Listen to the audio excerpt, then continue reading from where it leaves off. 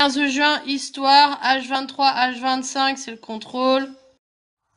Donc en histoire, H23, Louis XIV, et H25, la Révolution française de la Convention au consulat, donc c'est le contrôle.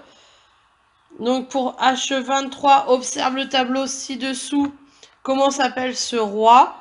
De quel pays ce roi est-il? Quelles sont ses dates de règne et combien de temps a-t-il régné?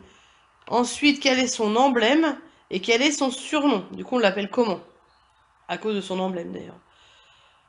Voici un petit témoignage. Donc Louis XIV est l'autorité royale. Toute puissance, toute autorité réside dans la main du roi, et il ne peut y en avoir d'autre dans le royaume que celle qu'il y est établie.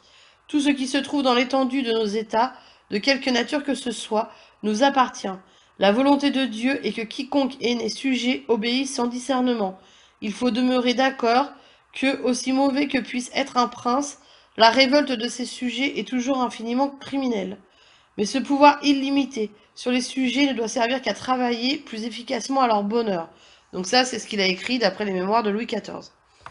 Donc d'après ce texte, de qui le roi a-t-il reçu son pouvoir? Et c'est la monarchie. Comment est composée la société sous Louis XIV? Et quels sont les différents ordres sous Louis XIV?